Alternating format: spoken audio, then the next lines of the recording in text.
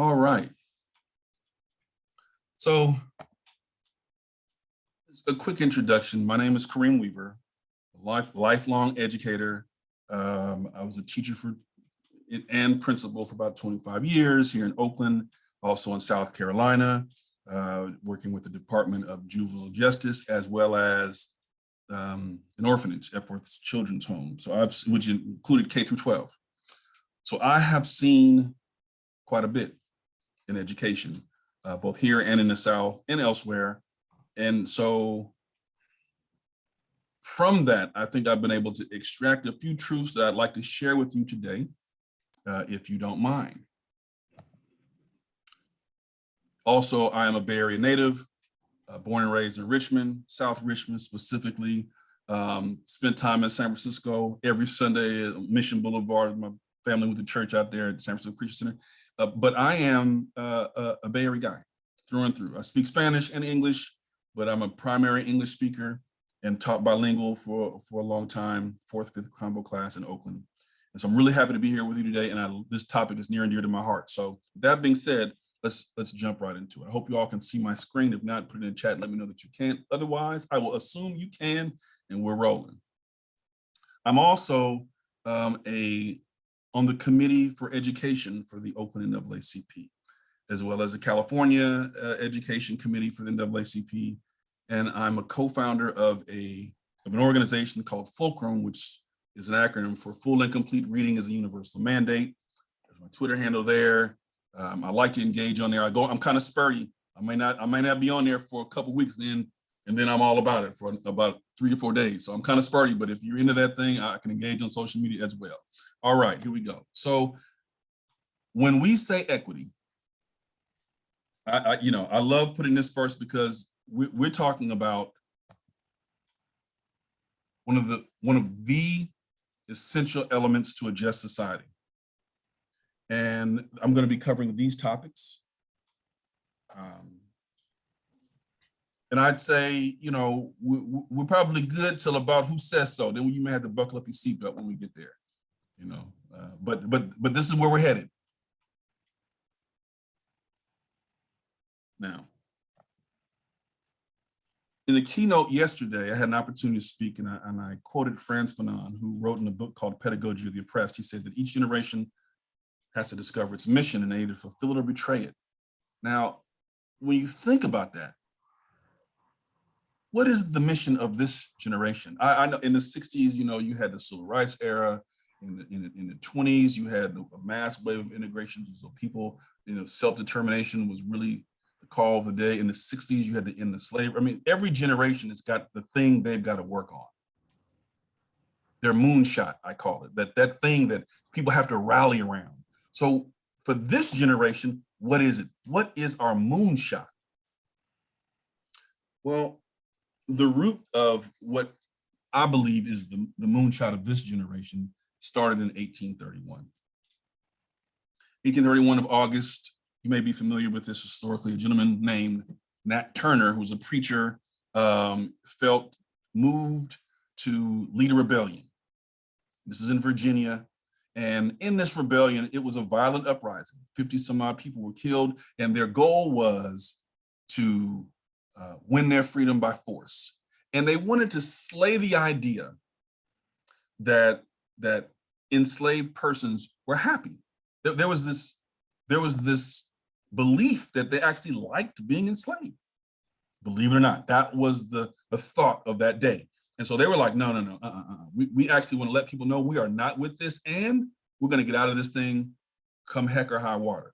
And so they led a rebellion over a couple of days. He ended up being caught and was stopped. He was killed.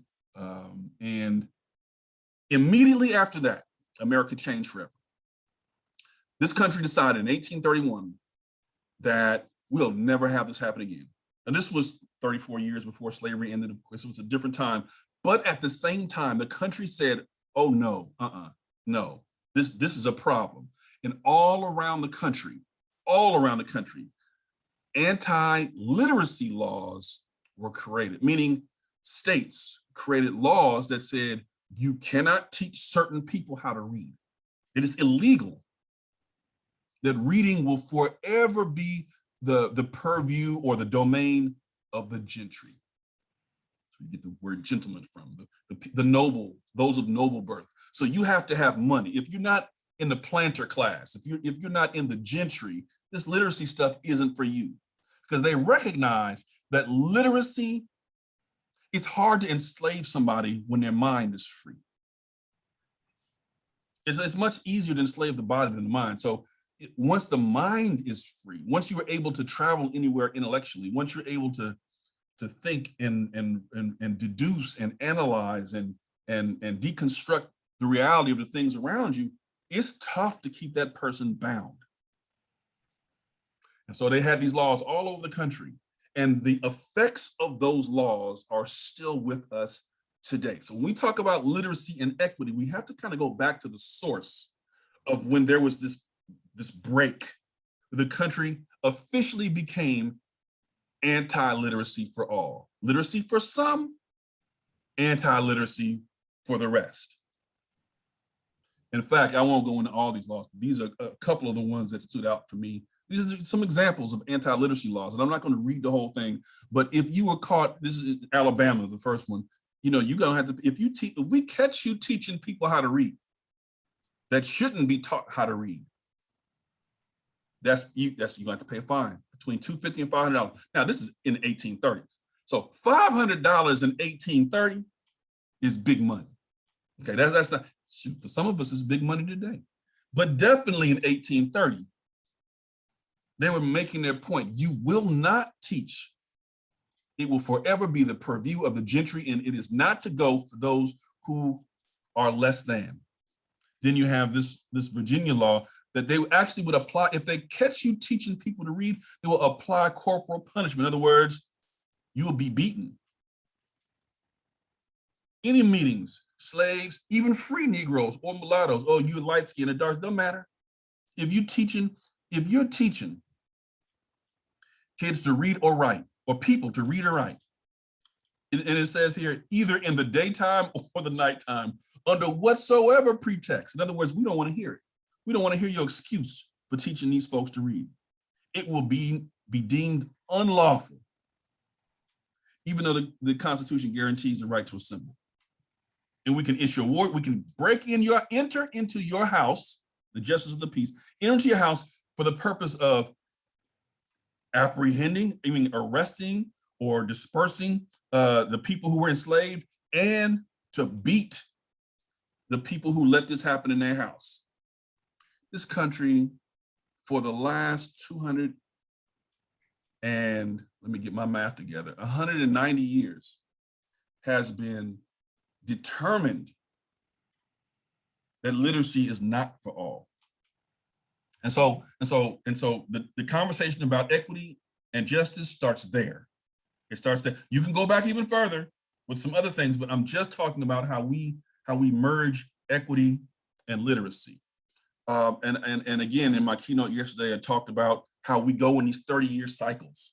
30 years from that rebellion I told you about to then, the birth of HBCUs with the end of slavery, and the era of industry and purpose, Plessy versus Ferguson, which is separate but equal, and all these things. And then in between 2010 and 2040, we have literacy. That's what's up now. That's the bend of social justice today. That's where we are now. Yes, you had the civil rights movement. Yes, you may have marched downtown Birmingham. Yes, you could sit at a lunch counter, fine, but you can't read it. You can't read that menu. You can't interpret the law. You're still in a vulnerable position in the information age. Now, if this was the Stone Age, we'd be talking about access to stone for all. Right? If this was the Bronze Age, we'd make sure that the wretched of the earth, as Frantz Fanon said, that everyone had access to bronze. But this is the digital age. This is the iPhone and the computer and this and that and the other. It's fast-paced information coming at you all the time. Now imagine in this environment if you were illiterate and could not read. What good is it to be in the information age if you cannot take part in the information?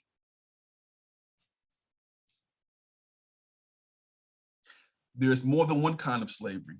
And as Carter G. Woodson said in his book, Miseducation of the Negro, if there's no back door, some folks, if they don't have what they need, the belief in self and the access to knowledge, they'll go around and they'll cut out a back door for themselves. You have to provide people access to the thing they need to enter society. So what are our challenges around that? Now that's okay, well, Kareem, I get that, but we all want literacy, so what's the problem? What? Well, first, let me just say that what we have found, and I say we, I mean the NAACP, I mean FULCRUM, I mean myself, as a society, we have found in the education world, we have found that we don't teach people how to read. We don't, well, let me qualify that. We don't teach it explicitly, directly, systematically. We hop around. We don't go step by step. We're going to teach you this sound and that sound, and we're going to put it together like a puzzle. And we don't. That's not trendy today. That's not. And so we don't. And we also, many of them, for whatever reason, in education, we have gotten away from complex text. In other words, we say, listen, if the kid can't read, so let's make it simpler for them, or let's make it culturally relevant and just keep it simple. So you might have a book on Dr. King that's a picture book, or a cat in a hat style book. Well, look, the kid is in 5th grade. They need complex texts and they need access to foundational skills. Like that first. And so I just want to put this out here. Just be honest about this. There is a move in America towards social justice that we, especially in the era of Black Lives Matter and the killing of George Floyd, and all summer we saw these protests, and that is, it's painful to see. But that movement is sweeping the country for a reason.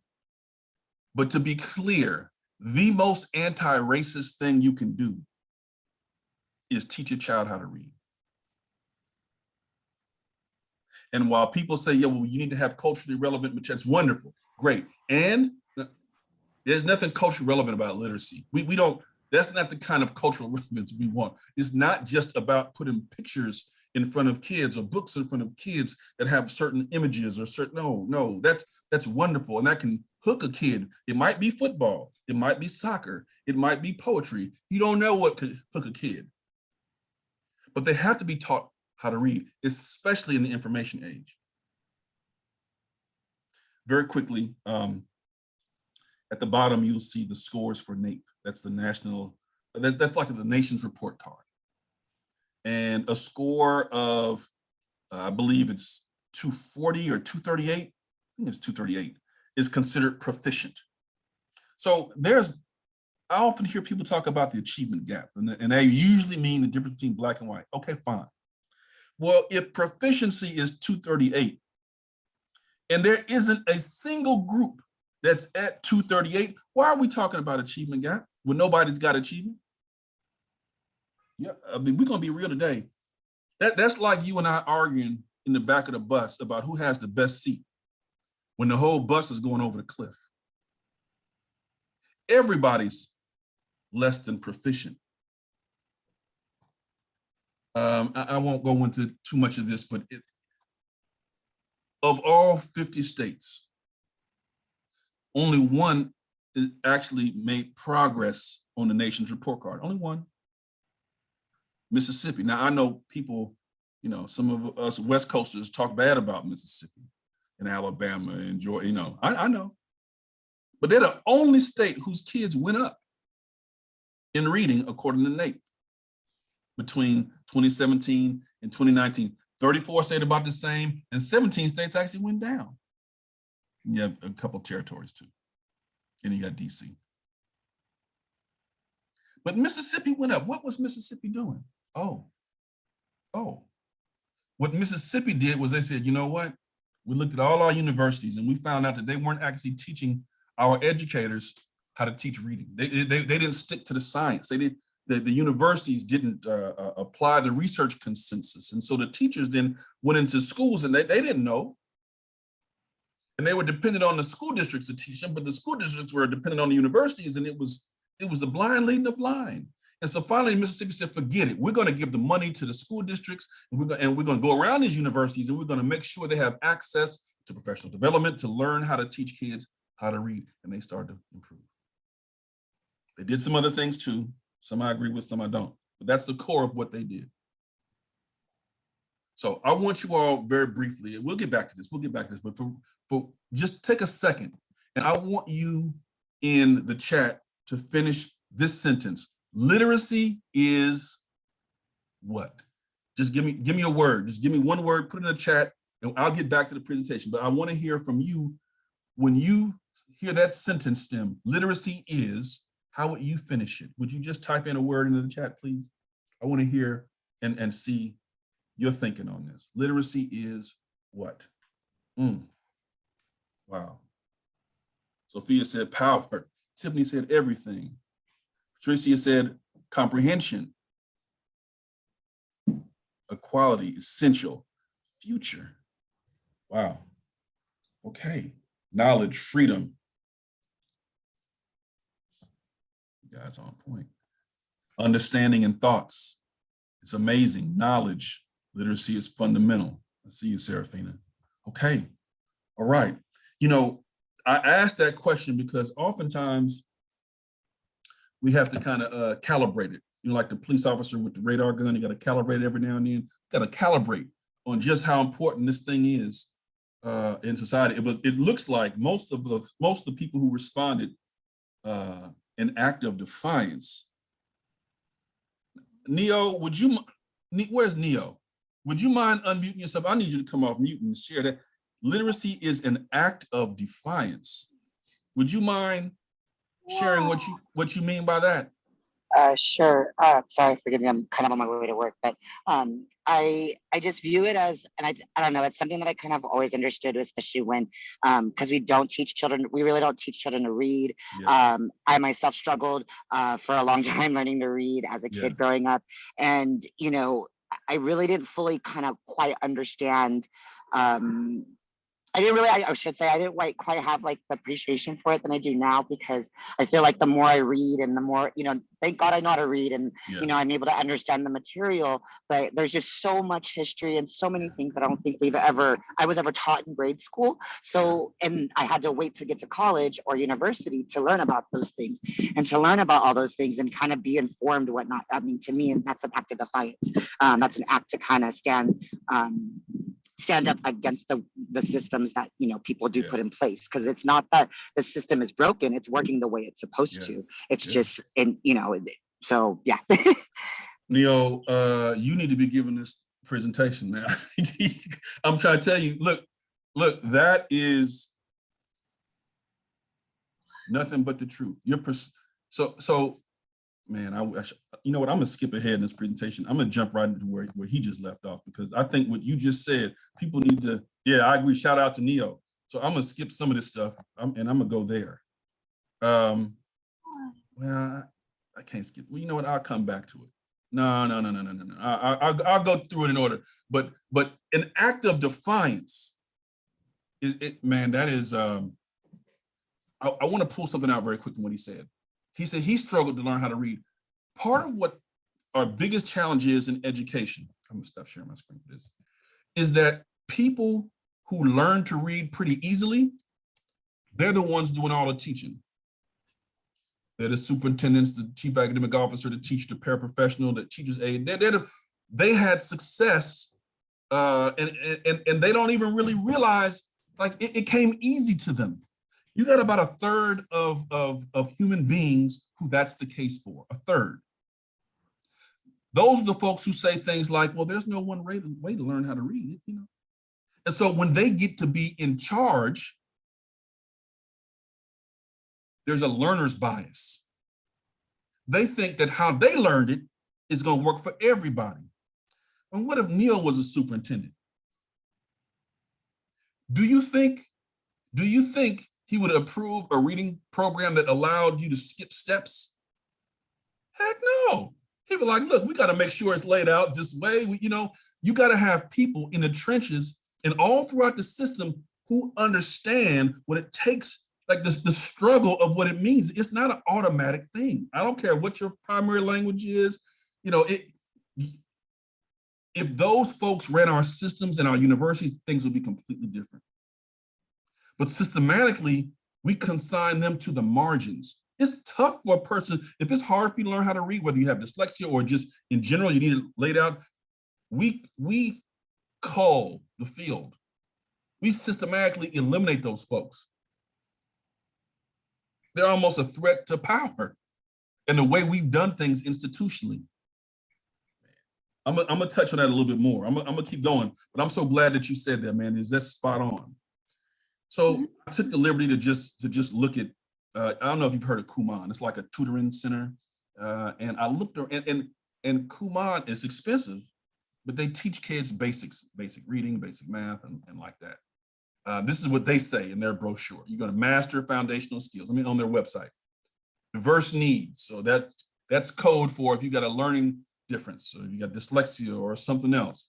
And then they say they nurtures core skills. This is code for when you come here, we're going to teach you how to read step by step. That's what that says. And then their website says they teach you to master these things. Look at it. Basics, reading and math, self-discipline. You see all that. Now, I said, okay, that's fine. It's expensive now.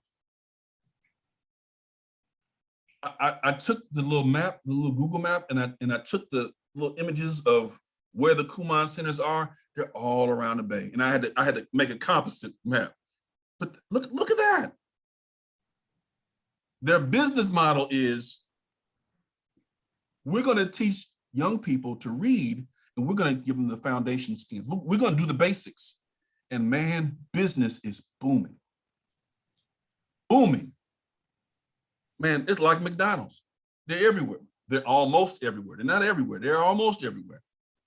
And you know, sometimes you got to look around and read the room.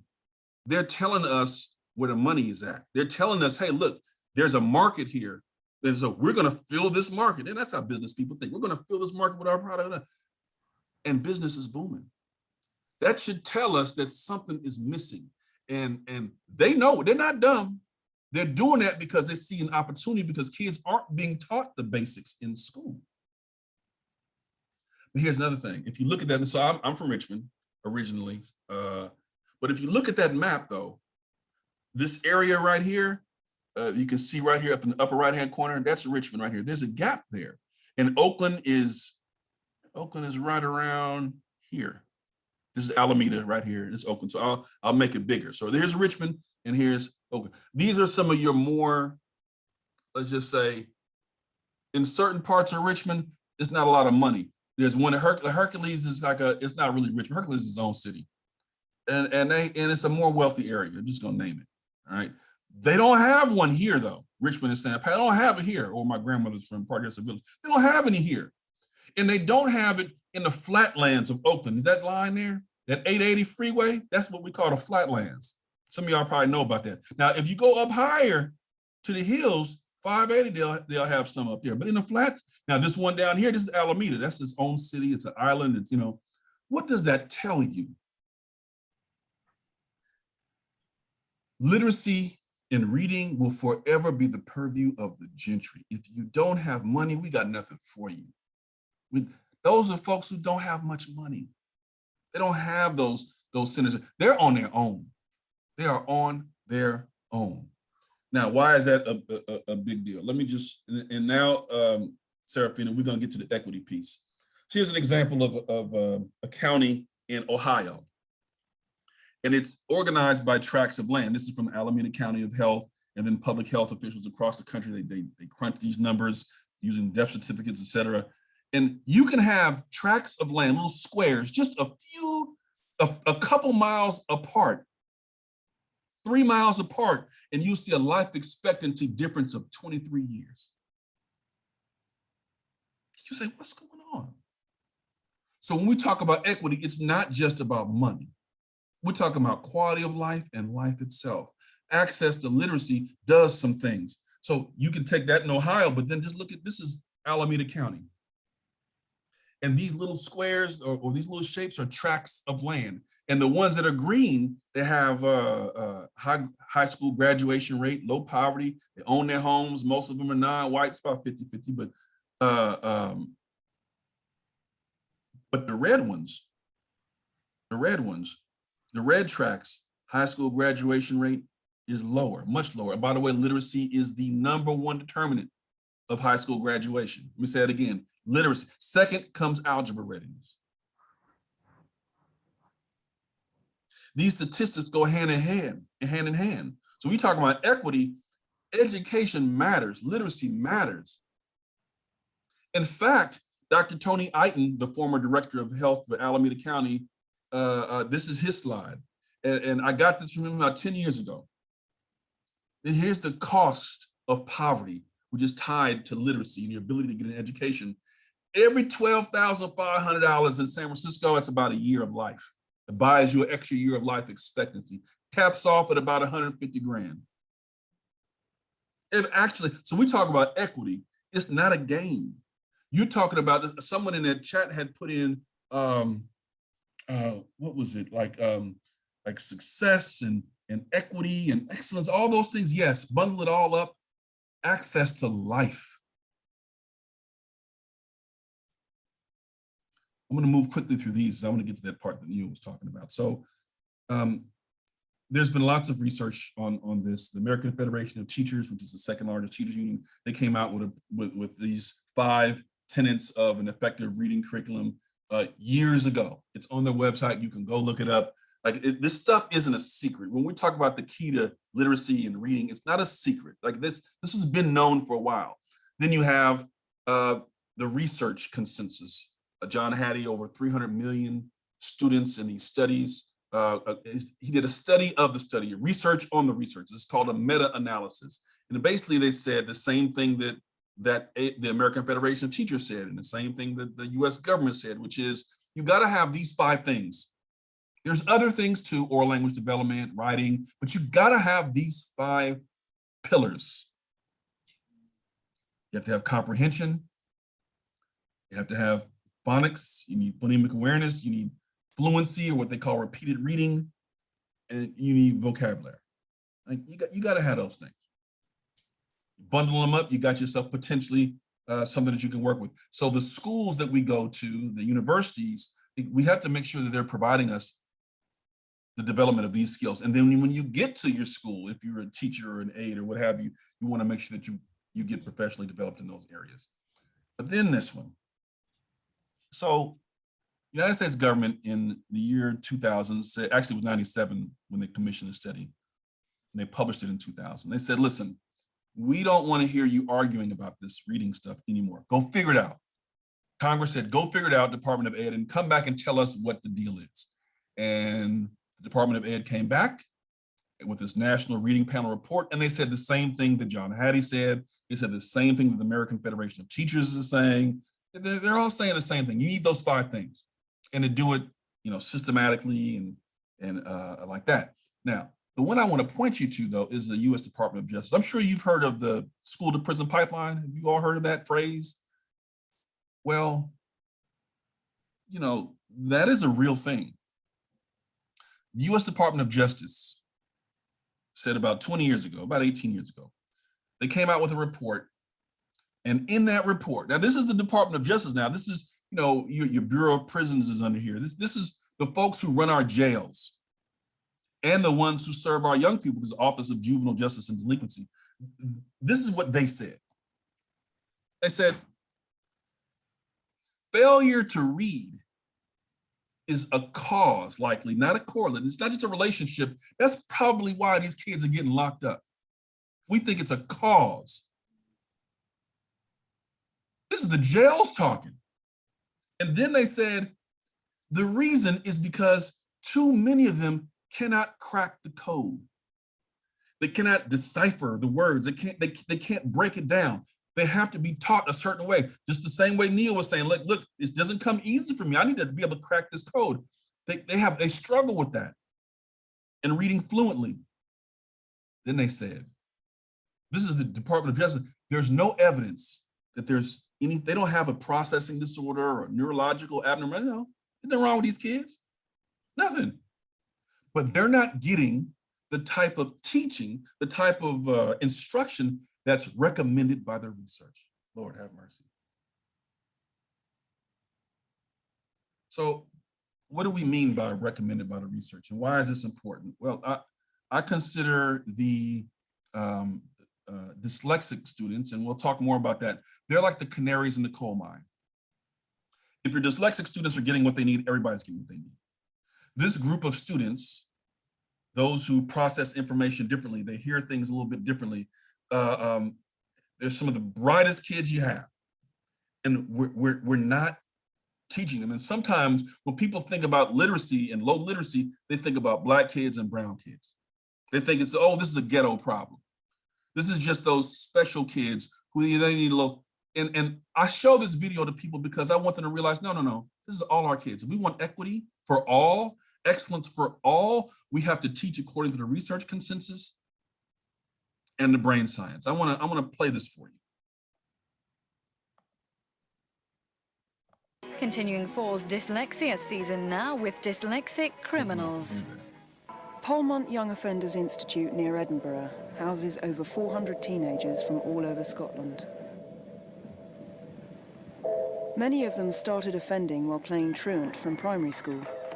By the time they came to Polmont, they were seasoned criminals. Currently serving a 2-year sentence for assault and robbery. For death by dangerous driving. For housebreaking and drugs. For serious assault, permanent disfigurement, severe injury. Car theft. Car theft. Car theft. Misuse of Drugs Act. Assault and robbery on a shop. For assault. I've been a bad boy. Jane Kirk and Gavin Reid believe that undiagnosed dyslexia may be a significant factor in leading to juvenile delinquency. There is a body of evidence which suggests that dyslexia is fairly prevalent in young offenders, but there's some people who refute that and say it's no more prevalent in the prison population than it is elsewhere. To settle the dispute, Jane and Gavin are going to test a random sample of 50 of Polmont's inmates.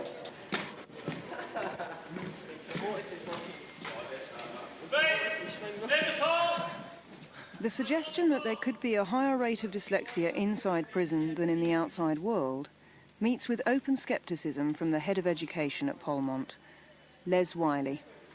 I don't think you'll link directly dyslexia with major criminality statistics, I'll be honest. If Les Wiley is right, the computer screening will pick up between 2 and 5 dyslexics from the random sample of 50. It's time for the computer screening to begin. The computer test comprises 100 simple questions and takes just 15 minutes to complete. Jane is watching for behavioural clues.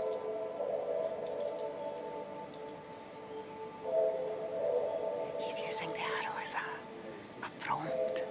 Harry is serving 9 months for handling stolen goods. He mouths the words as he reads, a classic sign of dyslexia. Do you write with your left or right hand? James, a burglar on a 2-year sentence, must read the questions out loud to understand them. That's another sign of dyslexia. Mikey's had lots of educational support, but this is the first time dyslexia has been identified. He's upset it wasn't diagnosed earlier.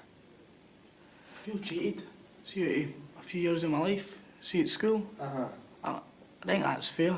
So I went through hell at school, know what I mean? Could I just say something which I think is very important, and that is that you've got to really look upon dyslexia from now on as a positive thing, in other words, a good thing.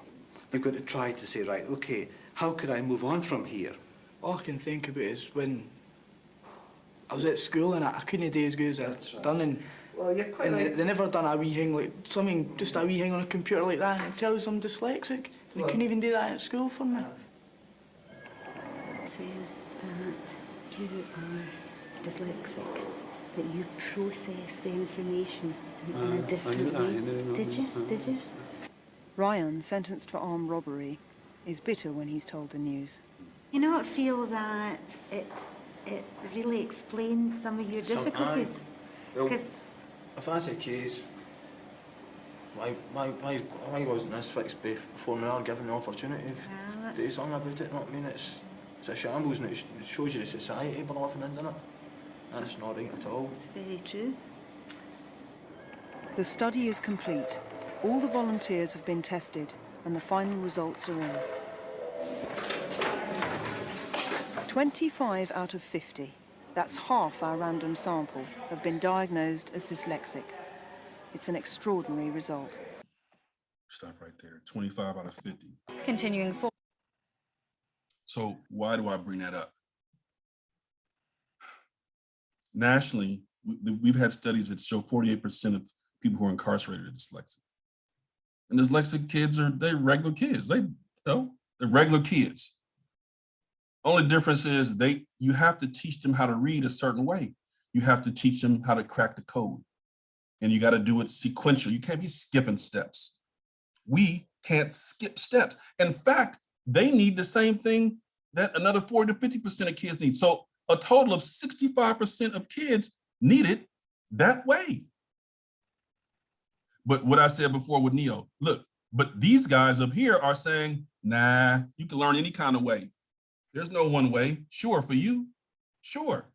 But these guys, the majority of kids need to have it in a structured way. I don't know why, sometimes, well, then they'll get bored. I have never heard of a kid dropping out of school because they were bored reading, they're bored how they were taught to read in first grade. It's one of the biggest challenges we have in education. I'm gonna keep moving. Now, in terms of equity, this generation, as Frantz Fanon said, this is your moonshot. This is our moonshot.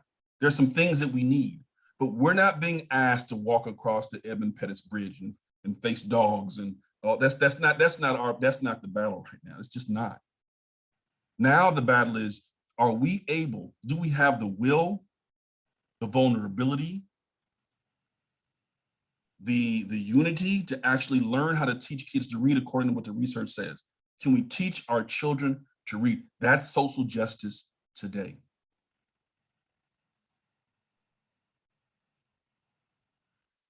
I won't go too far into this. We kind of, you all in the Bay Area, you know about the homeless crisis. 40% of the homeless people are dyslexic, 4 out of 10. The Bureau, the Department of Justice, you saw that report where they said, look, got to teach them how to read. They said the first step towards reducing recidivism, meaning people coming back to jail, is to teach kids how to read, teach people how to read. Well, 3 years ago, the president signed the First Step Act. It was along with, criminal justice reform. That's your Kanye West and Amir Baraka and Kim Kardashian. I know people laugh at them, whatever. But you know what? The First Step Act was passed, which means that now, if you go to the federal penitentiary, they'll screen you for dyslexia and give you the help to learn how to read. Our kids should not have to go to the federal penitentiary to learn how to read. I'm sorry. You shouldn't have to carjack them. Now you got to catch a federal case, not a state case, a federal case. They'll screen you for dyslexia, teach you how to read. It's seen as a way to save money. You may recognize this individual here. I showed this during my keynote. This is Maya Angelou. And that last sentence, she said this during an interview. She said, the elimination of illiteracy. And Serafina, you asked about how we're defining equity and the relationship between equity and social justice. I think she sums it up best. Eliminating illiteracy is as serious an issue to our history today as the abolition of slavery. Wow. Sometimes the weight of that is in the information age. If you can't have access to information, you are indeed a kind of slave. You can only do what people tell you to do or go where they tell you to go. You can't process or understand the information. It's as serious today, and I take her words to heart. Lastly, a couple things before we go to Q&A. I know trauma matters. Trauma and poverty matter, but one of the leading experts in mental health, Stephen Dykstra, quoted Don Meichenbaum, I hope I got it right, Meichenbaum, and he said that, I mean, you can read this first part, but basically he's saying trauma is real, but the therapy, the social programs and all that, okay, that's fine. But the single most predictor of how you overcome that stuff is the ability to read. This last one really grabbed me. He said, as a girl told me, she could get over the years of sleeping on the floor, the couch, being homeless and hungry. In time, all of that would get further and further behind her. But not being able to read was every day forever. Never went away. It'd be there tomorrow, effing with my life in a way all the trauma never could. So I like to point this out because when we think about people who struggle to read or who are dyslexic or who have things going on, yeah, they're 40% of the prison population, but they're also the 42% of self-made millionaires. Imagine that 14% or 15% of the population is 42% of self-made millionaires. We have geniuses in the back of our classrooms. We have people who are struggling to learn how to read. They may not be dyslexic, but they're struggling to learn how to read. That's where your cure to cancer is. That's where some of the solutions to our most intractable social problems are. It's in those folks who we're not cultivating their genius, and we've got to change that. Literacy and equity go together. People inventors and San Francisco area. So I got to put Joe Montana up there. I know everybody got their own favorite. Mine is Joe Cool. So people who are dyslexic or people who struggle to learn to read, they're all around us. They're athletes, they're entertainers and actors and all that. And people who have reached the highest level of governance as presidents. Matter of fact, Thomas Jefferson's mother pulled him out of school. The teacher basically called him ignorant because he couldn't read. So she pulled him out and they started teaching herself. Sometimes you got to do that. Who do you know that's just like, who do you know that's a struggling reader? I got news for you. They're in all our classrooms. They're in our schools. I have people in my family who are dyslexic. I have folks who struggle to learn to read. Some of the brightest people you ever want to meet. Of course, I'm biased, but How do you know they're dyslexic? my daughter is and my niece is. In fact, I'll put it like this. I just found out last Thursday that my 16-year-old daughter is dyslexic. Just found out. Now, my brother has formerly my niece, now a nephew. When she was a little girl, she struggled in school, but they thought she was just being bad.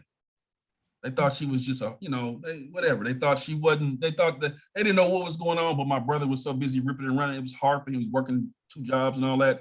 He couldn't really stop. Well, I can't say he couldn't. He didn't really stop. And, my niece ended up, and she just had a hard life, ended up in jail, got help to learn. She found out she was dyslexic when she was in prison. That law, that's my niece. Screened her, she came out, gender reassignment now, my nephew. Life has been, has been all over the place.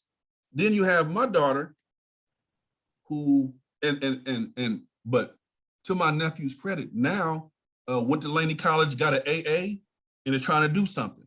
Okay, once he found out the situation, what was going on, it all made sense. He said, "Uncle, I thought I was dumb. That's what he was being told."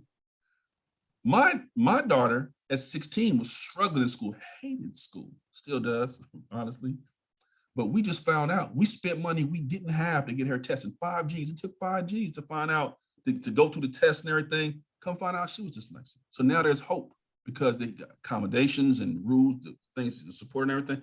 So, kids need support and they need to be taught explicitly how to teach kids how to read. If those kids are okay, everybody's gonna be okay.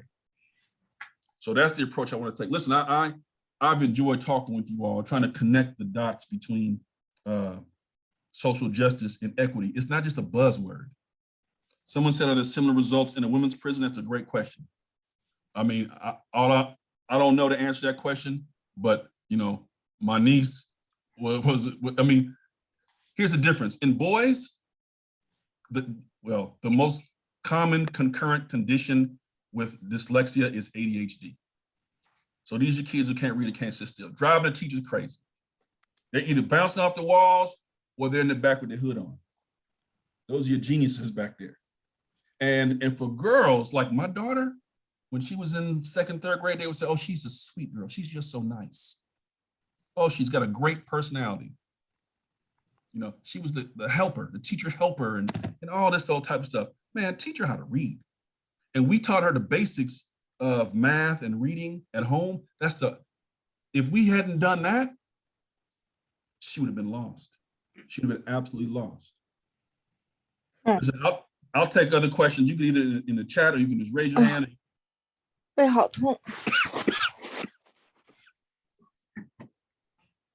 I didn't think Jan was talking, but I didn't understand. So why don't you put the questions in the chat so we don't have each other talking.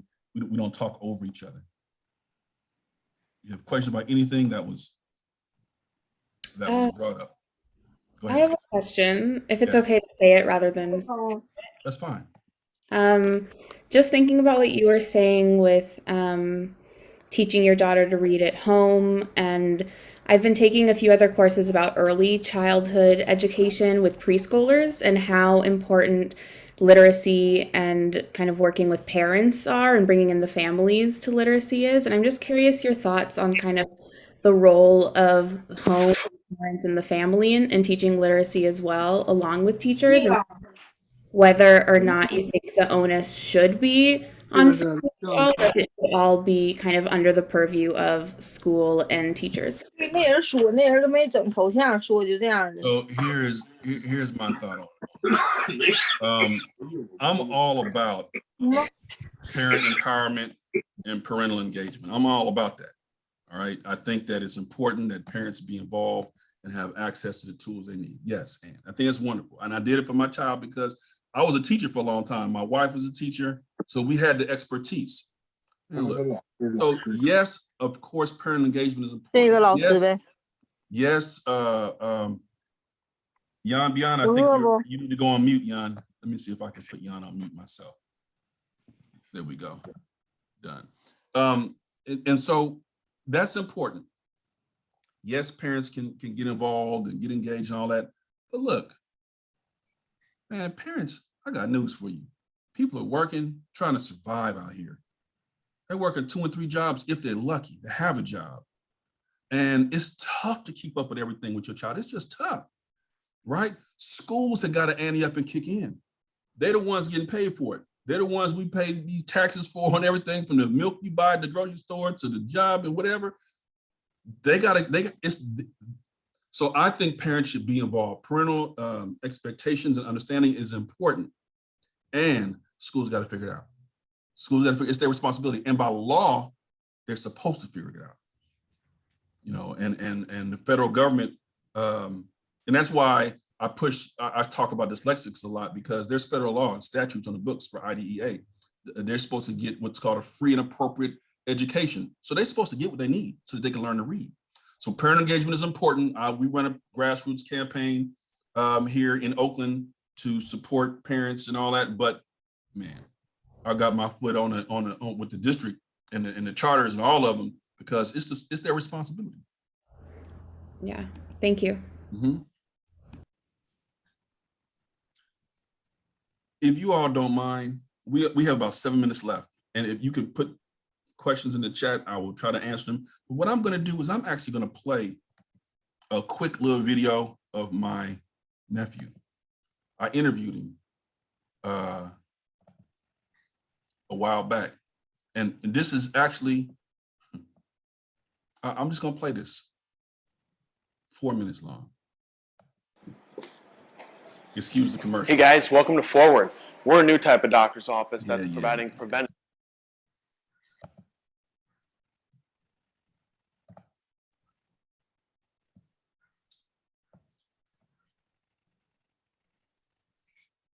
I thought that I was kind of like slow. Like I thought that, you know, I just didn't learn the things that other kids had learned.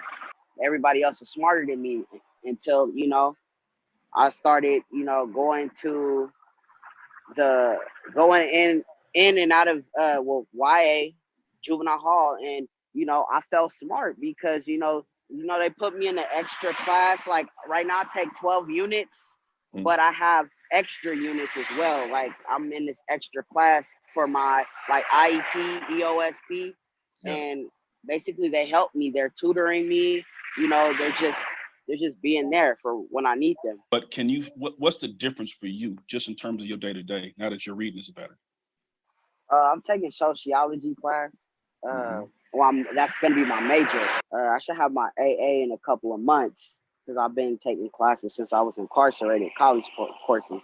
I'm thinking about opening up a group home, you know, once I work on my credit and stuff and get into real estate. So I got a few plans. If you had found out, or if your teachers had found out that you had dyslexia when you were little, I wonder what difference it would have made. I mean, you ever think about I feel that? like it would have made a lot of difference. They wouldn't have thought like I was just, I mean, I got in trouble in school, but I didn't like get in big trouble. Like I just got frustrated and, you know, I goof off or, you know. We hear a lot about the school to prison pipeline.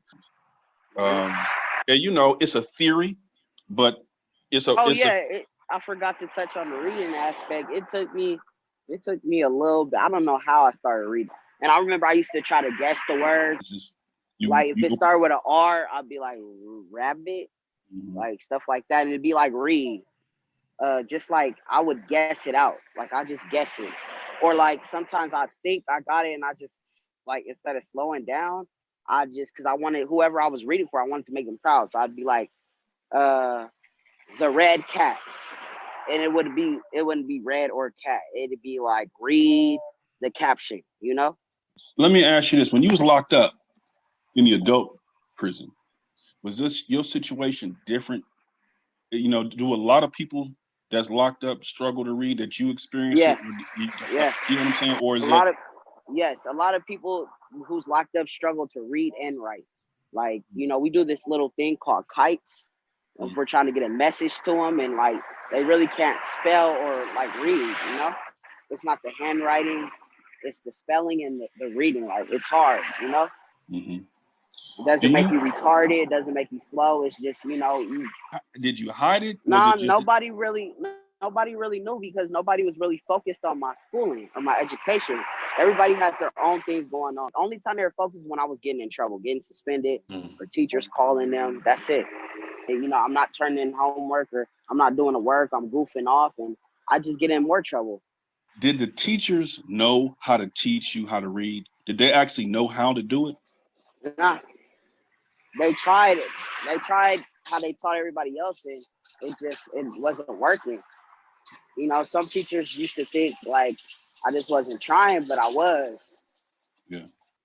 If the word is obviously off, like you say, it's you saying red and the word is robot or whatever it is, did they, I mean, that must have been, I'm thinking if you they thought that I wasn't trying. Like they thought I wasn't trying, they would get frustrated with me. But, you know, I had to learn, like when you see a word, when you spell a word out, it could sound different, you know, like it has different syllables and stuff like that. Like competition. Stuff like that. Yeah, I show that I absolutely love my nephew. And hold on, I don't know what that is. Hold on one second. Hold on.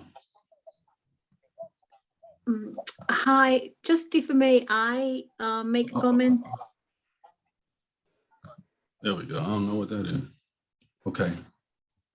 All right. As I was saying, I love my nephew, and I show that just because this whole school to prison pipeline thing is real, and we have to, you know, make literacy the focus, reading the focus, so that we can save our kids and serve our kids and put them in a position to be successful in life, and not just go along with the trends, but actually learn how to teach people to read step by step so they don't have to guess. Like Neo, most of our kids need it that way. All right, someone had a question before I get out of here. I know it's only a minute or two left. But, well, a little comment that for me is you can learn how to read and you can have a great teacher who teaches you how to read and write. but it's essential that we understand what we are reading. Because I remember I had a great teacher in first grade. That's when my formal education began. And after I learned how to read and write, she made us memorize a poem. I didn't understand the poem. And since from that moment on, I didn't like poetry because I didn't understand what I was memorizing. But then I found out that poetry is beautiful. I mean, the more complex, the better. But for most part of my life, I didn't like poetry. So for me, it's essential that we learn to teach the kids to understand what they are reading. That's the comprehension of what you're reading is essential. So let me just say this very quickly. Comprehension is important. It's one of the 5 pillars. We have over-indexed on it to the point where we think comprehension matters more than the other things. You have to know how to crack the code. You must know how to crack the code.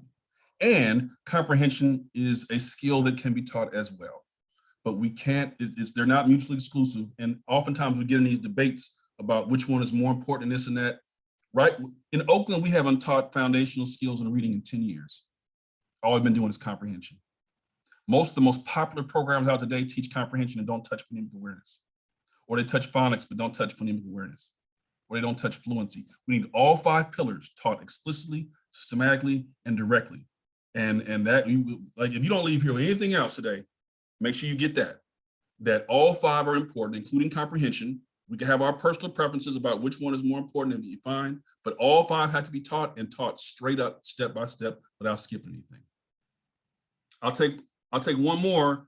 There was a question in the chat about credit for this, because some people want credit. I will send the attendee list. If you registered, then your name is on the list. If you didn't register, you just popped in, then you probably should send me an email or something, because I won't have your name on the list. But if you did it through Eventbrite, I got you. I'll send it to Tracy Burton. She can make sure that you get the credit. Okay, I'll take one more and then we'll tap out.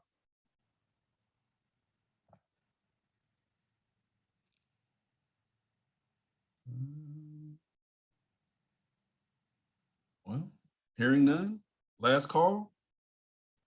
Okay, I want to thank you all for attending. Thank you. I appreciate you allowing me to share. I didn't plan on showing that thing with my nephew, but it went that way. So thank you all, and I wish you nothing but the best. Literacy and excellence. Literacy and equity, they go together. All right, y'all, be well. Thank you.